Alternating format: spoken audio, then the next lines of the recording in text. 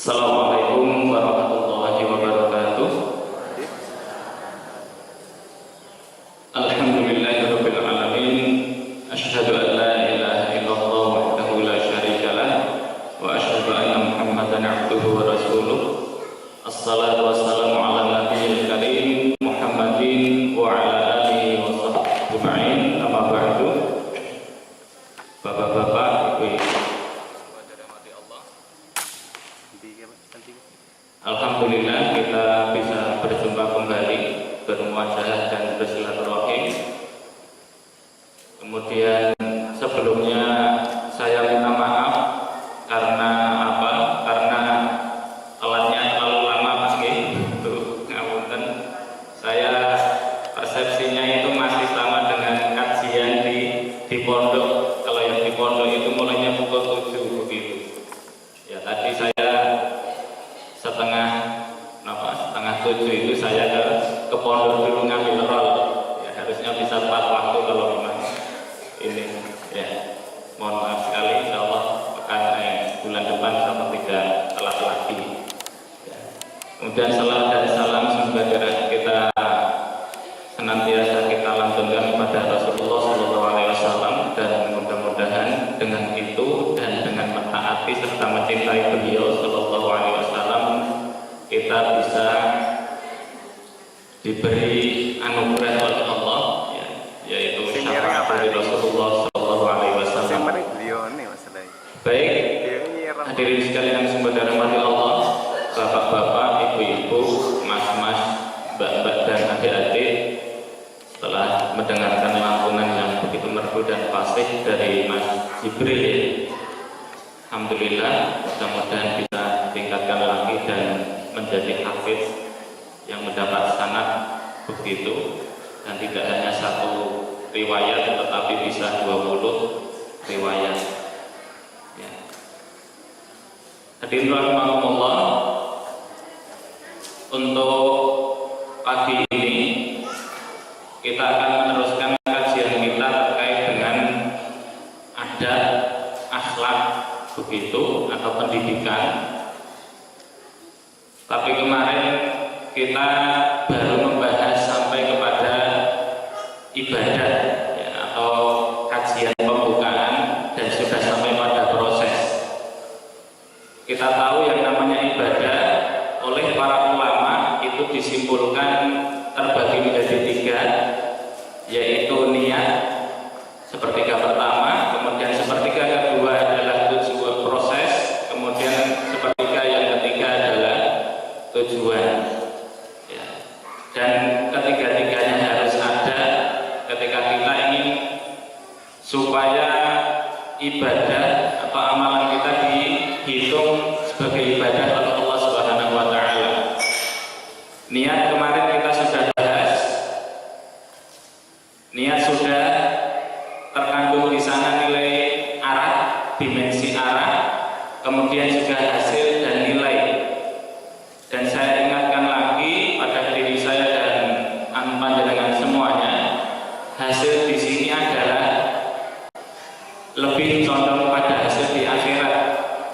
Kalau hasil di dunia itu masih terkait dengan sabar dan syukur.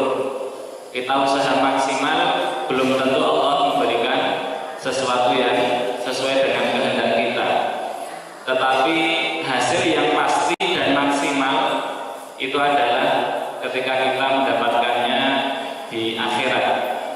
Sehingga jangan sampai putus asa ketika kita sudah berusaha maksimal, berdoa maksimal, minta doa kepada orang banyak begitu, tapi mungkin hasil masih Allah menentukan yang seperti itu, ya.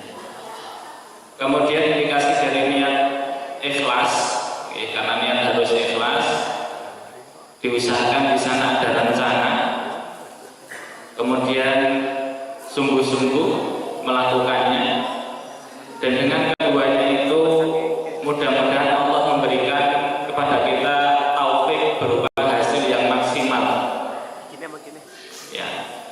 Kemudian masuk kepada yang kedua, Bapak Ibu sekalian yang semoga Allah, yaitu proses, ya, yaitu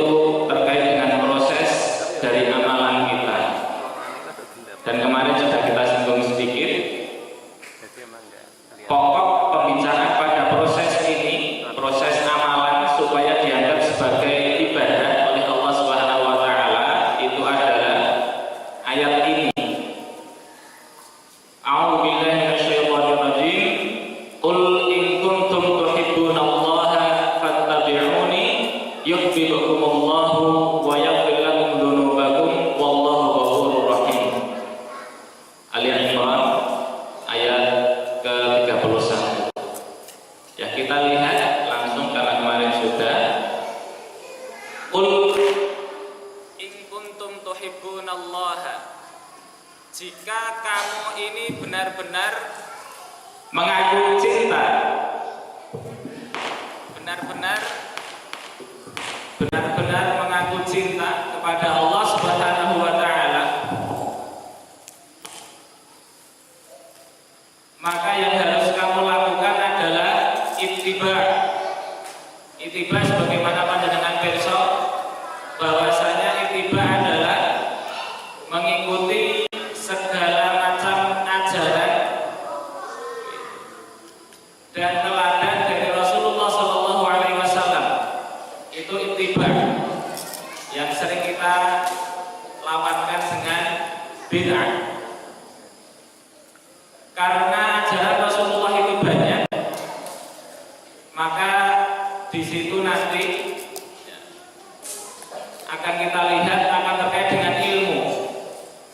Akan tetapi sebelumnya, ketika kita sudah beribadah kepada Rasulullah Shallallahu Alaihi Wasallam, maka otomatis yang pertama kita dapat itu adalah Allah juga cinta kepada kita. Yuhibbukumullahu. Dan tidak hanya itu, ternyata Allah Subhanahu wa taala ketika kita memang cinta benar kepada Allah, maka yang kita dapat juga yang kedua yaitu maghfirah atau ampunan dari Allah Subhanahu wa taala. Dan balik sedikit, yang namanya ittiba, hadirin sekalian, itu adalah identik dengan yang namanya ilmu. Sehingga saya mengajak panjenengan semuanya dan diri kami pribadi terlebih dulu untuk jangan bosan-bosan, meskipun mungkin juga jadi guru, sudah banyak ngajar, mungkin orang mengatakan ilmunya sudah banyak, tetapi jangan bosan-bosan untuk tetap menuntut ilmu. Dan tentunya diusahakan dengan ikhlas begitu, karena sesuatu yang tidak dilakukan dengan sikap ikhlas, maka seakan itu tidak ada gunanya. Amalan yang harusnya bernilai akhirat karena salah niat menjadi nilai ya bernilai dunia. Ya.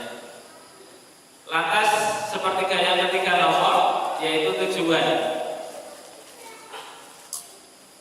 Tujuan dari apa saja yang kita lakukan sebagai ibadah kepada Allah, Pak Bu, itu adalah ridha Allah. Oleh karena itulah para sahabat yang dikatakan oleh Rasulullah Shallallahu Alaihi Wasallam itu sebagai generasi yang paling baik, ukhrijat linnas, kuntum khairu ummatin ukhrijat linnas, itu mereka dijuluki dengan radhiyallahu anhum wa radu anhu, yang sering kita sebut radhiyallahu anhu wa ardhah, begitu. Jadi itu adalah hasil maksimal atau titel maksimal yang mestinya nanti kita harapkan kita dapatkan dari Allah Subhanahu wa taala. Dan yang namanya ridha, Bapak Ibu sekalian, secara simpelnya itu adalah rasa puas. Ya, rasa puas dari Allah Subhanahu wa taala. Sama dengan ketika ada umpamanya seorang petani sudah berusaha maksimal untuk menanam padi begitu, setiap hari dilihat, setiap hari dikontrol, tanaman yang tidak baik disingkirkan begitu, digosok, okay? Dan seterusnya ada burung mungkin dihalau, okay? Ketika kemudian hasil dari tanaman itu maksimal, maka dia akan merasa puas. Demikian juga dengan seorang atasan yang ketika dia sudah menyuruh sesuatu, memerintahkan sesuatu kepada bawahannya, lantas bawahannya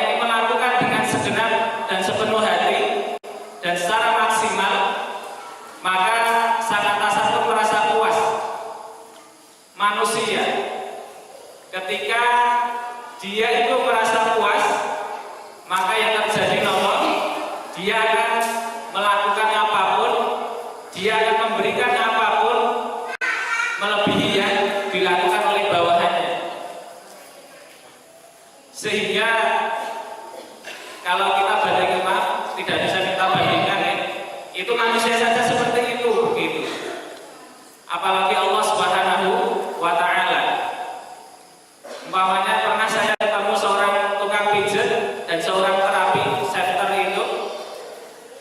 Dia ketika itu pertama kali mijat atau mungkin menerapi, itu pertama kali hanya ingin nolong saja.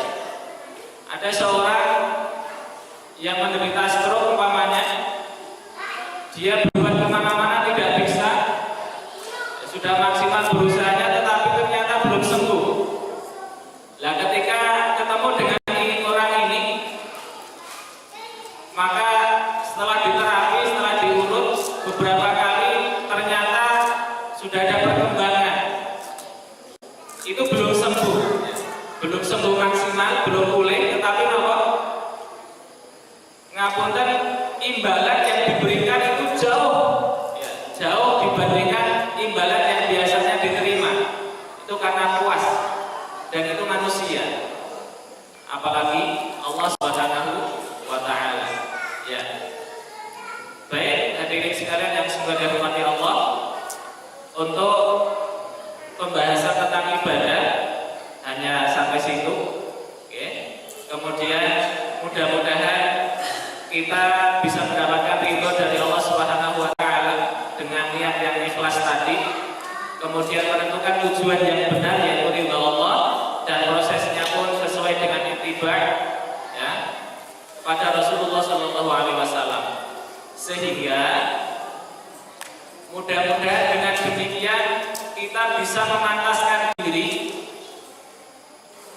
untuk meminta sebagaimana diminta oleh Rasulullah Shallallahu Alaihi Wasallam dalam sebuah hadisnya. Ya, ini berupa hak bagi kita begitu, karena kita sudah memantaskan diri.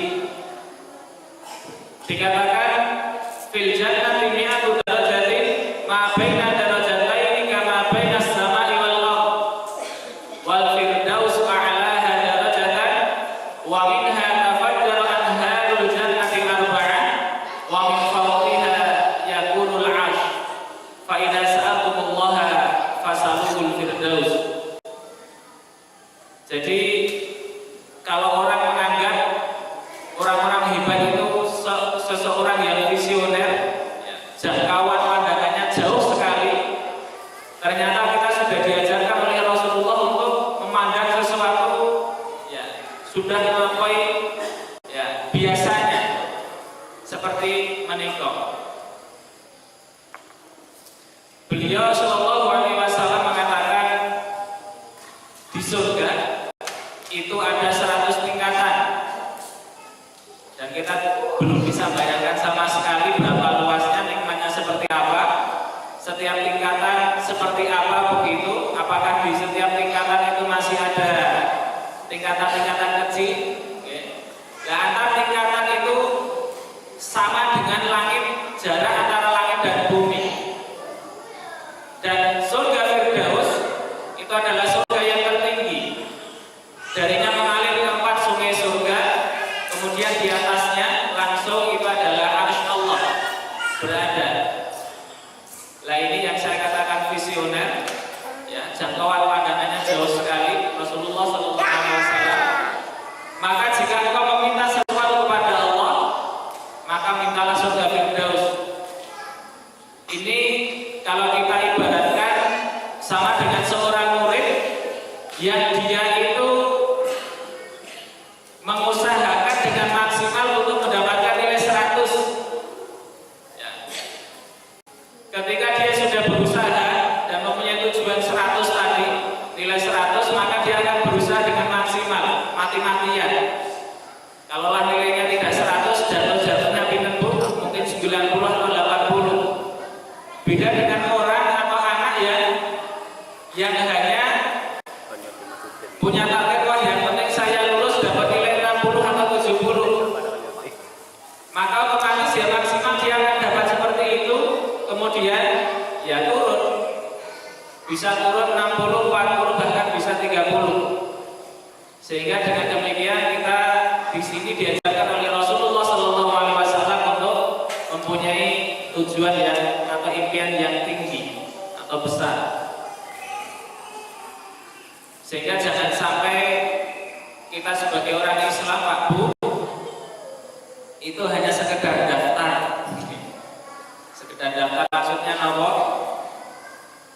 Maksudnya adalah kita mungkin hanya ikut start dalam kompetisi, tetapi kita ketika sudah kompetisi dimulai, lomba dimulai, kita hanya diam. Itu sama dengan seseorang yang mendaftarkan diri kepada Allah untuk memeluk Islam dengan bersyahadat, tetapi ternyata di perjalanan dia tidak mau lari dengan kencang atau bahkan tidak mau jalan, tidak mau berkompetisi dengan teman-temannya, saudara-saudaranya, supaya lebih duluan. Ibaratnya dia hanya daftar. Ya. Lah sebaliknya orang-orang kafir itu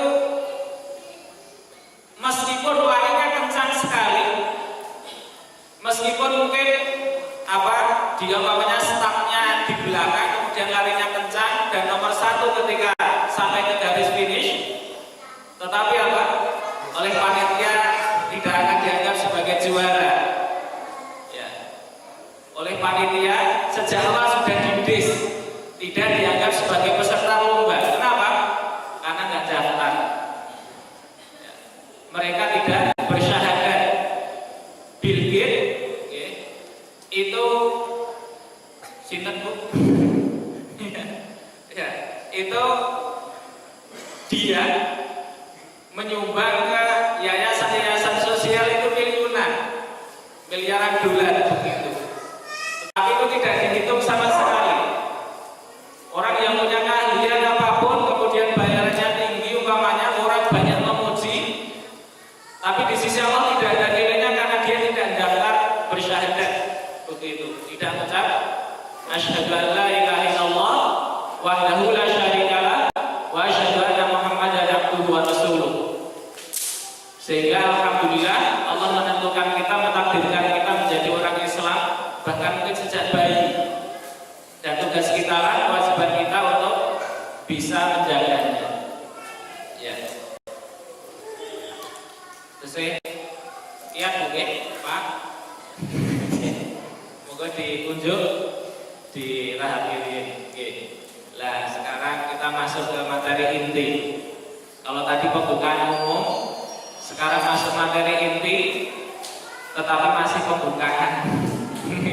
Maksudnya pembukaan terkait dengan materi inti kita gitu.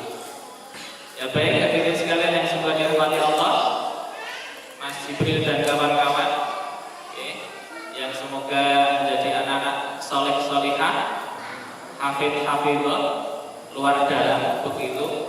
Ya sehingga nanti ketika menjadi hafid tidak lupa untuk memelihara hati, tidak lupa untuk memelihara tingkah laku, sehingga akhlaknya seperti akhlak Rasulullah, karena khuluqul Quran. Ya Rasulullah akhlaknya adalah Qurani, atau julukan Rasulullah adalah Quran yang syi'alal alal ardi, yaitu manusia atau maaf Al-Quran yang berjalan di atas muka bumi. Ya. Dan kita mudah-mudahan dengan yang disampaikan ini berusaha untuk menuju ke sana. Tentunya kami pribadi di sini hanya menyampaikan ketika masuk ke ranah praktek begitu, ya dengan sama-sama berusaha mempraktekkan kualitas dari yang bicara ini, dan panjenengan bisa jadi hebatan panjenengan. Sehingga ketika bicara ini bukan berarti saya pertama lebih pintar atau mungkin amalannya lebih baik, apalagi panjenengan yang umurnya mungkin yuswanya lebih dari saya lagi sudah banyak makan asam garam kehidupan, sehingga untuk menghayati kehidupan dan tujuan hidup itu bisa saja jauh lebih baik dari saya. Ya. Oke, ternyata nggak jelas ya. Ya besok ganti malam Bu kajiannya. Ya, baik. Kita pertama kali mau menyamakan cara pandang dulu Pak Bu terkait dengan pendidikan, akhlak, adab, dan yang istilah-istilah yang menyangkut keduanya, ya atau ketiganya. Baik hadirin sekalian yang sebagai rahmati Allah, kita masuk ke pengertian dari persepsi. Ya, kalau ingin dicepatkan begitu, ya saya tidak mau berpanjang lebar. Yang namanya persepsi itu adalah pola pandang. Ya, jadi orang kalau sudah menerima sesuatu, ya, maka dia akan punya cara pandang sendiri. Sehingga ketika kita mau mendapatkan cara pandang yang benar, maka sesuatu yang masuk ke otak kita melalui telinga kita itu juga harus yang benar. Ya, kenapa demikian? Kita lihat, menyamakan atau membenarkan pola pikir, cara pandang itu penting sekali. Kenapa? Karena pikiran Pak Bu, penerimaan itu adalah penentu. Penentu apa? Ya, penentu langkah kita selanjutnya. Jadi seseorang yang sudah kadung menganggap ya Syiah, Syiah itu sesat baik, karena kelihatannya kan bagus sekali, sekolahnya juga tambah hebat. Iran yang sebagai penyokong utamanya kelihatannya hebat begitu, apa-apa Islam begitu. Ya, kalau sudah punya pengetahuan tentang seperti itu yang salah, maka bisa saja mereka akan menganggap Syiah benar. Sama juga dengan yang Gavatar yang baru-baru saja, karena ilmu yang mereka dapat pertama itu adalah ilmu yang mereka dapat itu, akhirnya mereka membenarkan Gavatar. Itu yang tidak kita inginkan. Jadi kita maunya mendapatkan ilmu yang benar, kemudian itu mengisi pemikiran kita. Dengan pemikiran itu kita akan bisa melangkah dengan benar. Begitu. Makanya memang sama dengan menyekolahkan anak, kalau bisa meskipun sekolahnya biasa, ya kita atau fasilitasnya sedikit, tidak banyak, kita usahakan cari yang memang pola pikir dari kurikulumnya itu benar. Kalau terpaksa nggak bisa karena beberapa hal, ya kita didik anak kita di rumah untuk mempunyai pola pikir yang benar begitu. Dan tentunya harus dengan ilmu. Ya, baik. Alhamdulillah gambarnya tidak kelihatan. Ya, baik. Gak apa-apa besok. Ya, kalau pas mendung kelihatan Bu. Ya, kalau pas mendung ini sayangnya ya gak apa-apa lah. Ya. Ini ya cara pandang tadi sudah saya katakan menentukan cara langkah atau langkah selanjutnya. Umpamanya Pak Bu, gunung itu besar atau kecil Bu? Besar ya? Ya, besar. Tapi ketika gunung atau mungkin bulan atau mungkin matahari yang kita anggap besar, kemudian kita begini, itu kan ada gambar ini ya, ada gambar ini, tangan begitu. Nah, matahari itu bisa kita dalam tanda kutip bisa berada di antara dua jari kita ini. Ketika kita umpamanya ya, punya seorang atasan atau mungkin seorang teman yang berbuat masalah kepada kita, ya dia akan tinggi. Tetapi ketika kita buat seperti ini, dia itu seakan kecil.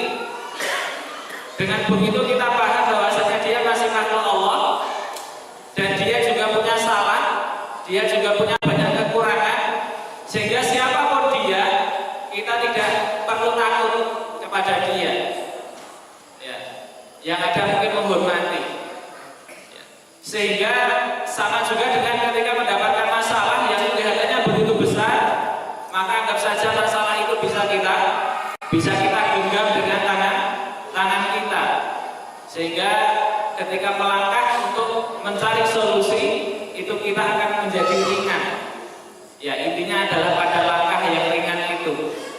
Ya, sehingga ketika kita tahu semua ini adalah makhluk Allah, matahari, bintang, bulan yang kelihatannya besar itu masih jauh.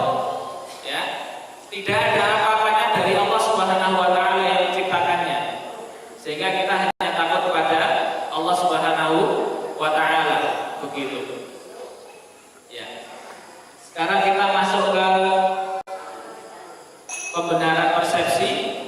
atau penyamaan cara pandang kita yang pertama adalah dengan atau terkait pendidikan.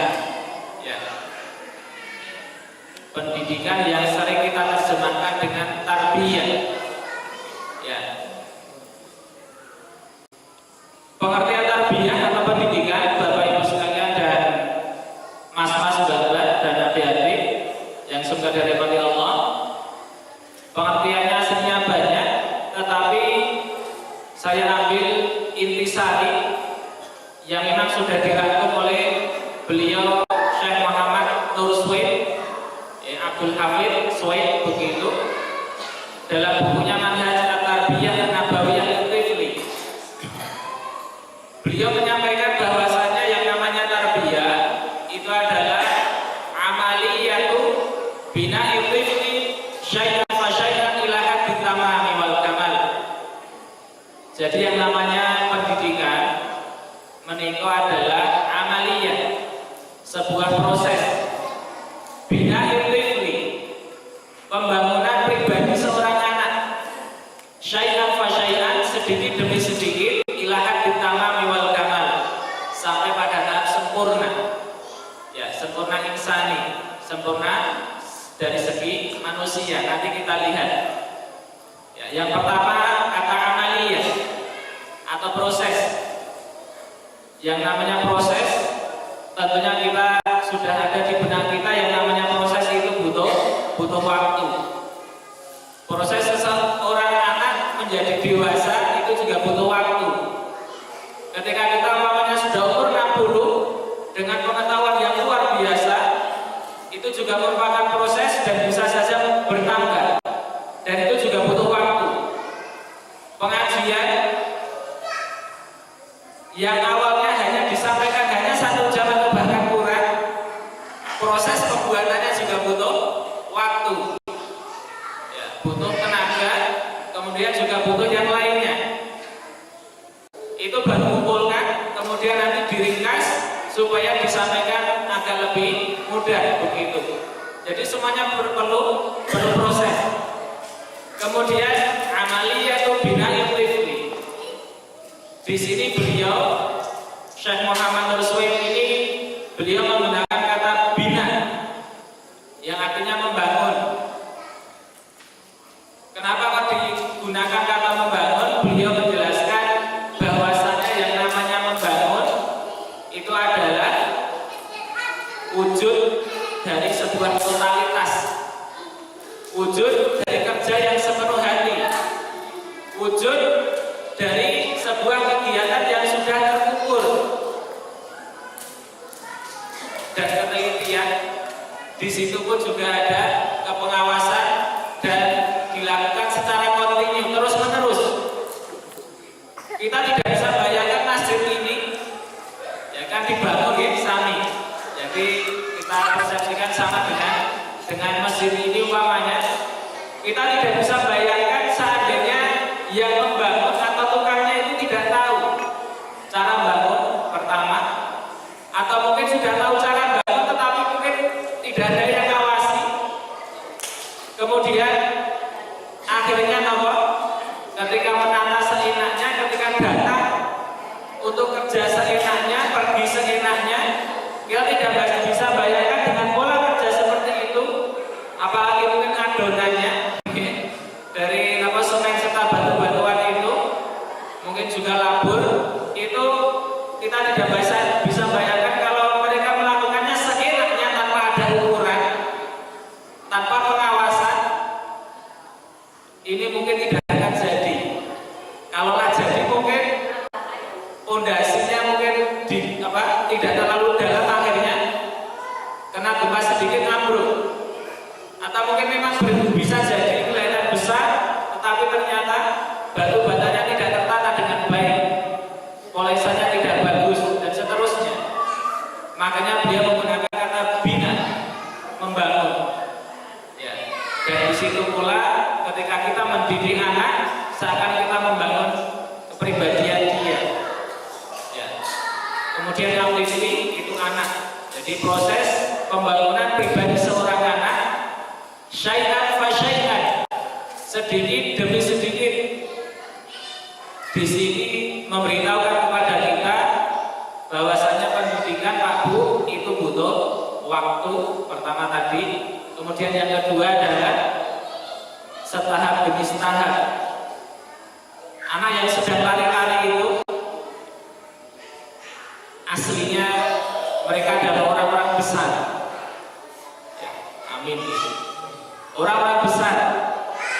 Panjenengan mendengar pengajian serius begitu, ngapunten besok anak-anak yang lari-lari dan apalagi yang ini, ya yang duduk-duduk sudah rapi ini, insya Allah jauh lebih hebat dari kita karena bapaknya juga hebat. Ya, akan tetapi takdir Allah mengatakan semanusia yang aslinya dia itu menjadi orang besar saat ini masih tertutupi oleh pakaian bayi, tertutupi oleh pakaian kekanak-kanakan, tertutupi oleh ya canda tawa dan main-main. Lah untuk menyingkap itu kan tertutup ya. Untuk menyingkap pakaian bayi tadi maka diperlukan pendidikan. Dan supaya bayi tadi menjadi aslinya yaitu jadi orang besar, maka cara menyingkap bajunya tadi atau penutupnya tadi itu harus juga dengan pendidikan yang benar begitu. Ya. Sehingga kita jangan sampai terlalu mengharap ketika anak-anak ini ada pengajian mereka antem atau di masjid, jangan sampai kita punya harapan, waduh anak saya kalau di masjid masih ramai lari-lari pas orang-orang sholat, anak saya nggak soleh. Tidak, karena itu adalah masanya. Ya, itu adalah masanya. Makanya memang kalau panjenengan melihat begitu, sebagaimana yang disampaikan oleh Sultan Al-Fatih, ya, alhamdulillah tetap tidak terbaca. Ya. Sultan Al-Fatih itu Bu menakluk Konstantinopel yang sekarang jadi Turki. Sejak zaman dulu sebelum beliau, ya, penguasa Islam itu berusaha menaklukkan Konstantinopel tadi nggak bisa. Baru pas zaman beliau ini bisa. Umurnya berapa beliau? Ketika menaklukkan Konstantinopel itu 21 tahun. Dia akan menjadi sultan umur 19 tahun. Ya, kita tidak bisa bayangkan dulu umur 19 tahun jadi presiden Pak Bu. Dan wilayahnya jauh lebih besar daripada Indonesia. Dan ternyata bisa menaklukkan ya negara lain yang tergolong paling kuat ketika itu. Ternyata apa rahasianya? Sebelum kita baca ini, rahasianya adalah ternyata takbal. Ini huruf tak makanya, bukan di sini filenya. Ya, rahasianya apa? Rahasianya itu mulai umur 8 tahun sampai menjadi sultan 19 tahun itu beliau ya sangat terpelihara sholatnya, sama sekali gak masbuk selama itu. Mungkin di antara kita ada yang 10 tahun, 20 tahun sholat berjamaah terus, tapi saya ngapunten Yesus udah begitu. Ya sebagian masbuk begitu loh. Ya mungkin jamaah terus tapi sebagian ada yang masbuk. Ya. Lah ini oleh orang tuanya diarahkan itu sejak kecil seperti itu. Sholat tepat waktu tidak masbuk. Plus sholat tahajudnya tidak pernah ketinggalan. Allahu Akbar. Nah dengan begitu beliau punya kesimpulan satu hal yang sangat menarik terkait dengan anak-anak yang sholat di masjid atau ikut orang tuanya ke masjid. Saya bacakan. Jika suatu masa kelak kamu tidak lagi mendengar bunyi berisik dan gelak tawa anak-anak yang di sof-sof sholat di masjid-masjid, maka sungguh takutlah kalian akan kejatuhan generasi muda di masa itu. Ya, karena kita tahu anak-anak yang sekarang ini besok 20 tahun sudah jadi pemimpin mestinya, atau 30 tahun mendatang sudah jadi pemimpin. Lah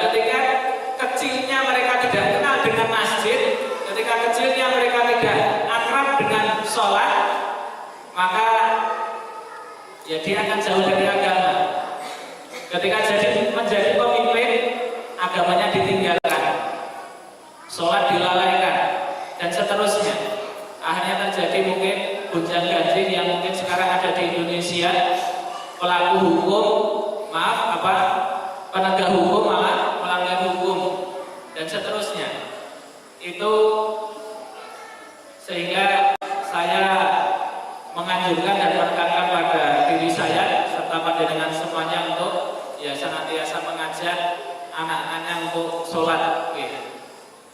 Kalau memang ibu-ibu masih muda atau apa begitu, ya silakan ya tetap ke masjid, tetapi mungkin yang pas yang sepi begitu atau pas gelap isya atau mungkin subuh begitu. Ya. Dan tentunya tugas bapak di situ. Jadi pengontrol.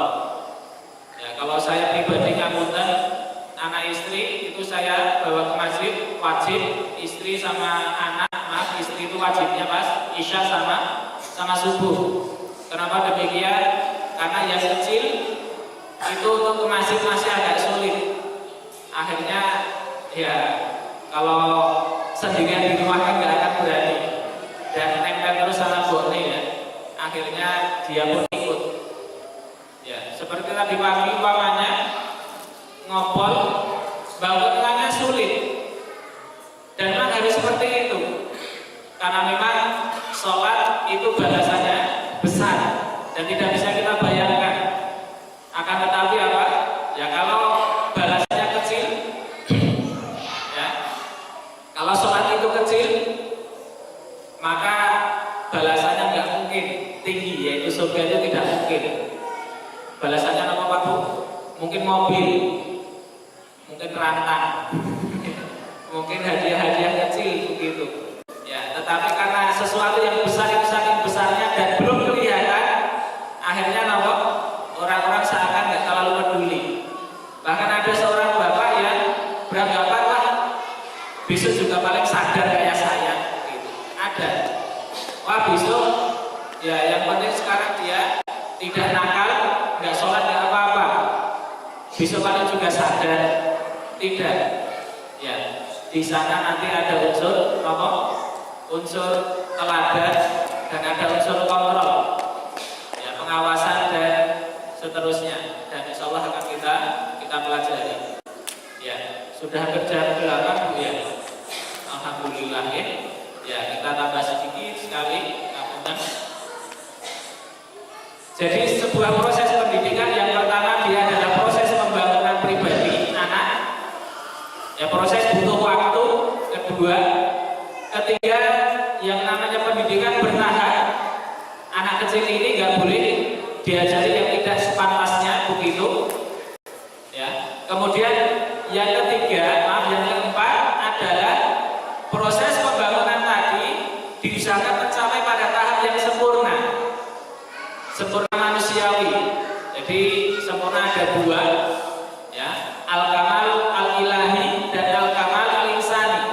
Kalau al-kamal al-ilahi hanya Allah yang punya.